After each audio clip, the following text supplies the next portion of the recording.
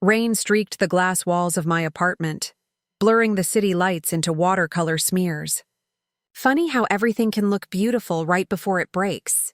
My name's Quinn Lancaster, 32, architect, invisible daughter. 3 years ago, I traded my blueprints for blood pressure monitors, my studio for my father's recovery room. While my sister Lily was sipping champagne in Paris, I was memorizing medication schedules and learning to lift a grown man out of a wheelchair without breaking his dignity. Dad had built an empire, Lancaster Development, worth $85 million. The family name opened doors. My effort kept them from slamming shut. When his stroke hit, Mom was already gone, and Lily's excuse was career obligations. So I stayed. For 3 years, I rebuilt his life piece by piece, keeping the business afloat while he relearned how to speak. 8 weeks ago, he finally walked without assistance. I thought we'd made it, that maybe finally he'd see me.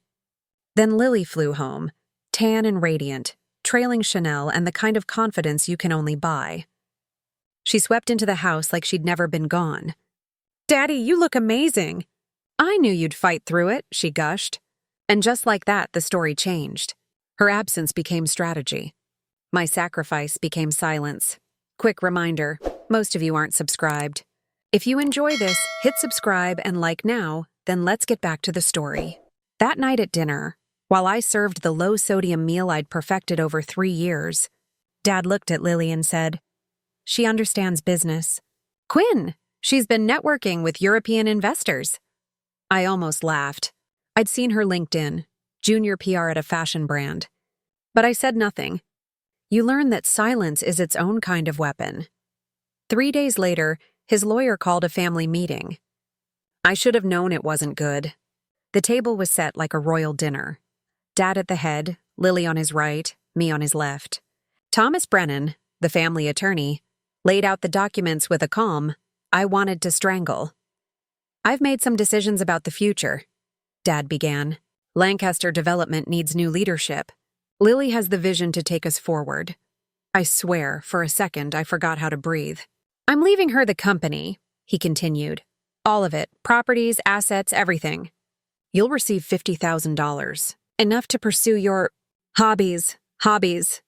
My degree from MIT, my architectural license, my 3 years of unpaid labor, hobbies." Lily reached over and squeezed my hand like she was comforting a child. "You understand, right? You're just not cut out for this world. Don't worry, I'll always take care of you." The lawyer slid another document toward me. "There's also a non-compete clause," he said. "Standard procedure. It prevents family from working with competitors for 5 years. I looked at the pen in my hand. Then at my father, the man I'd helped relearn his name. "When do you need this signed?" "By the shareholders' meeting," he said. 3 days. 3 days to erase 3 years of my life. Or 3 days to rewrite everything. That night, I found Lily in Dad's study, taking selfies behind his desk. "The lighting's perfect," she murmured. "My followers will love this whole women in business vibe." She didn't even flinch when she saw me. "You don't mind, do you? You've never been interested in corporate stuff." I smiled because what I felt couldn't be said without starting a war. And I filed that moment away, the kind you build entire blueprints of revenge from. The next morning, I delivered Dad's meds.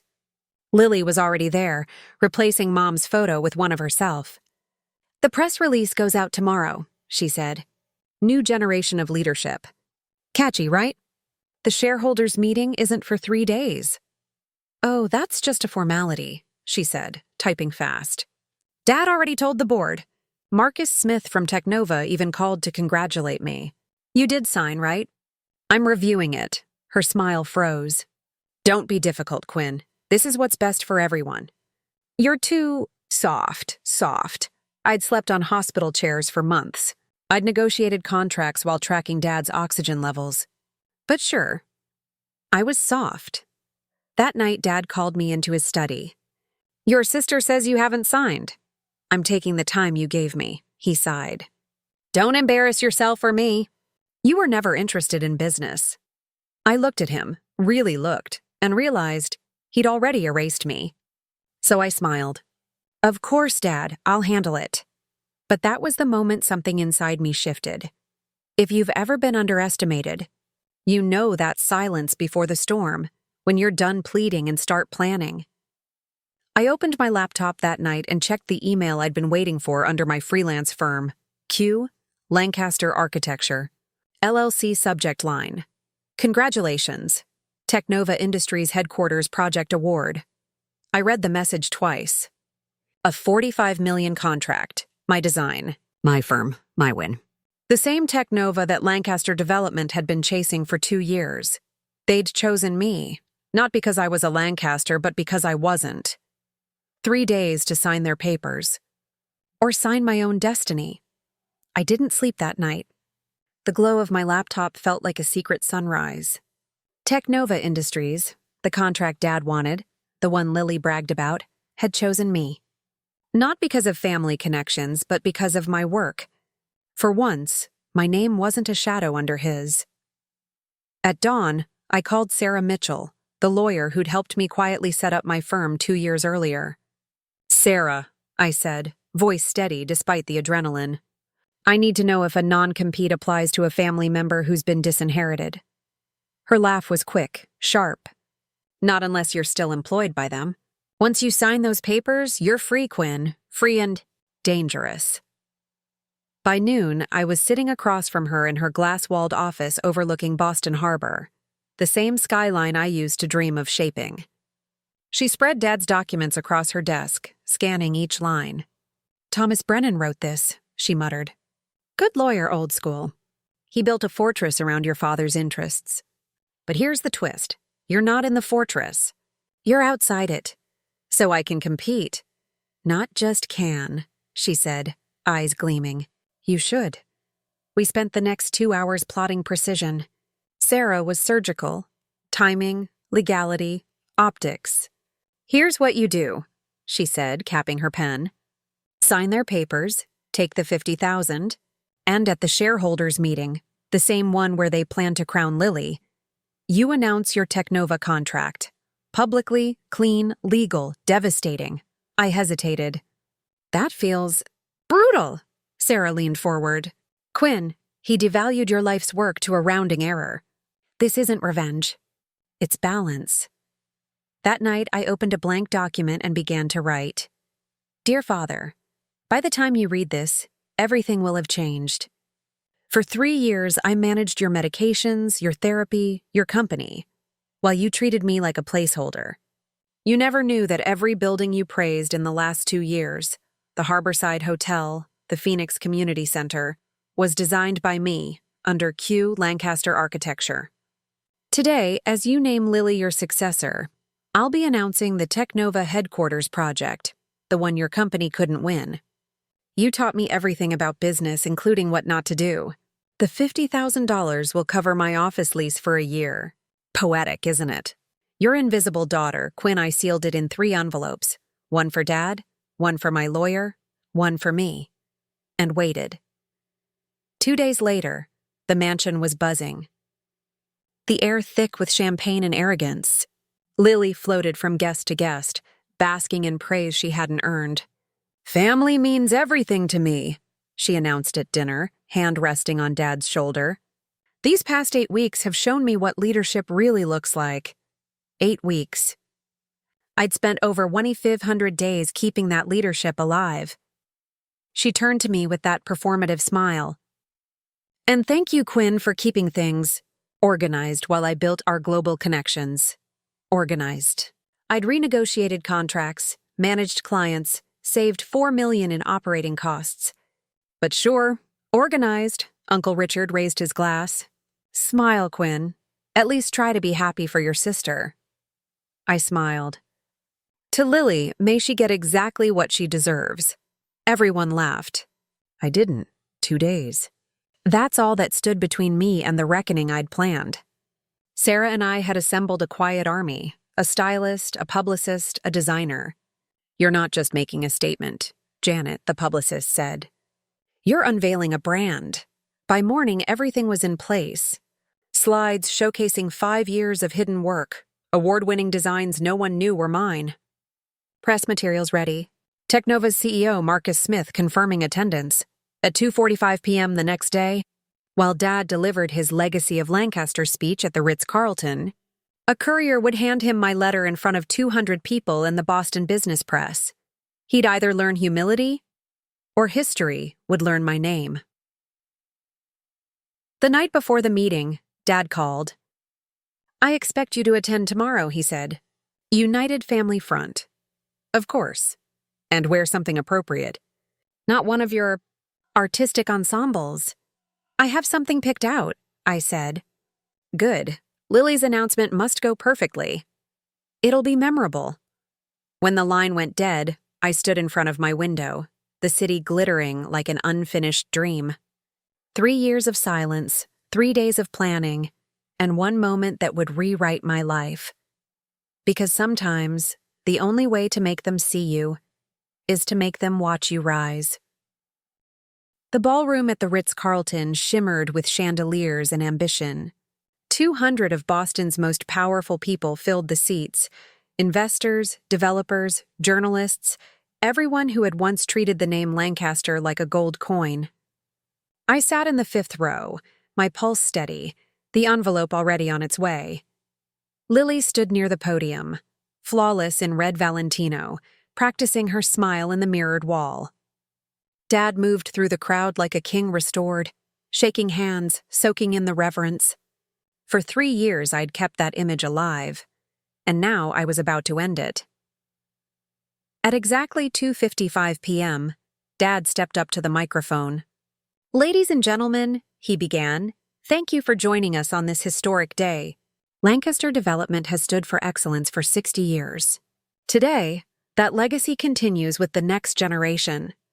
Cue applause. Cameras flashed. His smile widened. Then, right on time, the courier entered the side door. "Mr. Lancaster," he said, his voice crisp. "Urgent delivery. Signature required." Dad hesitated. 200 people were watching. Refusing would look weak. So he signed. The courier handed over the envelope, my handwriting on the front. He started to tuck it into his jacket pocket. But curiosity is a powerful thing. He opened it, as Lily began her speech. "Family means everything to us." His expression shifted from pride to confusion, to disbelief, to anger. His voice cracked through the microphone. "What do you mean you're taking the Technova contract?" The room went dead silent. Lily froze, blinking at him. "Daddy?" He read aloud, his voice shaking. "They chose me, Father, not because I'm your daughter, but because I'm better." Every head turned toward me. "Quinn," he said, his face pale. "What is this?" I stood. My voice carried clear and calm. "It's my resignation from the family business, and my announcement of a new one." A man at the back rose. "Marcus Smith, CEO of Technova Industries." "Perhaps I can clarify," he said, stepping forward. "Miss Lancaster is the lead architect on our new $45 million headquarters. The contract was awarded to her firm, Q Lancaster Architecture." Lily's composure cracked. "What? That's impossible." "We've been in talks for months." Marcus smiled. "Then perhaps you should have learned who we are. We're a biomedical company, not a software firm." Gasps rippled through the room. Lily's face went white. I connected my phone to the presentation screen she'd set up for her own speech. My credentials flashed behind me. MIT Masters, AIA Award, 7 years licensed architect. "I've been qualified for a long time," I said softly. "You just never noticed." The whispers grew louder. Cameras clicked. Someone muttered, "She designed the Harborside Hotel?" Dad's eyes darted from me to the screen. "You designed that?" "Among others," I said. Lily lunged for the microphone. "This is corporate theft. She used insider information." A calm voice interrupted from the back. "Sarah Mitchell. Actually, it's all perfectly legal. The moment she signed your disinheritance, she was free to compete. You might call it poetic symmetry." The journalists were scribbling furiously. The Bloomberg reporter raised her hand. "Miss Lancaster, are you saying your father undervalued you?" I smiled. "I'm saying he never valued me at all. Until now." The screen shifted. My projects, my clients, my designs. Every building I'd created while caring for him. The Harborside Hotel, the Kendall Innovation Lab, the Phoenix Community Center, all mine. This, I said, is what invisible work looks like. Marcus stepped forward again. Technova is proud to partner with Quinn Lancaster Architecture. Miss Lancaster's vision represents the future of sustainable design. The applause started small, then grew. Dad's voice cut through it, brittle and furious. You can't handle a project of this scale. I handled your recovery, I said. 16 specialists, 3 therapies, 12 medications, and your company, while you learn to walk again. I think I can handle a building. Silence. Then, applause again. Louder this time. I looked at Lily. Good luck with the company. I'm sure your 8 weeks of experience will carry you far. When I turned to leave, 3 of Lancaster Development's top employees stood and followed. By evening, 5 more would. By nightfall, the headlines hit. Daughter outplays dynasty. From caregiver to CEO, the Lancaster reversal that shook Boston. The invisible architect who beat her family at their own game. In 24 hours, Lancaster Development's stock dropped 8%. Within 72, Technova's first payment, $5 million, hit my account. A week later, Dad called. We need to talk, he said, his tone pure CEO. You've taken my clients. My staff, my reputation. No, I said. I just stopped giving them away. He wanted partnership. I gave him terms. 50-50 split. Full autonomy. No control. No family favors. He signed 3 days later because the board demanded it. Months passed. Quinn Lancaster Architecture thrived. The Technova building broke ground. Awards followed, then interviews, then clients who finally said my name with respect. When the New York Times called me the future of Boston architecture, I thought of Mom, how she'd whispered once that my designs made buildings breathe. At Thanksgiving, Dad carved the turkey in silence. Lily, humbled, asked if I'd mentor her. Email me a proposal, I said. It wasn't cruelty, it was standards. Later, as I cleared the table, Dad spoke quietly.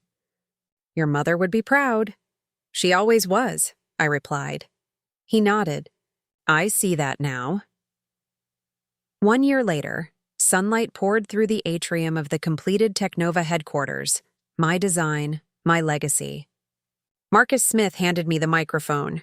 This building, he said, exists because someone refused to stay invisible. I looked at the crowd, then at my father in the front row. The best inheritance, I said, isn't what you're given. It's what you build despite being given nothing. Later, I drove to Mom's grave. The cherry blossoms I'd planted from my first profit swayed in the breeze. I found my voice, Mom, I whispered. Just like you knew I would. And for the first time in my life, I didn't feel invisible. I felt seen by the world, by her memory, and finally, by myself. Because sometimes the quiet ones don't just rise. They rebuild the sky above them,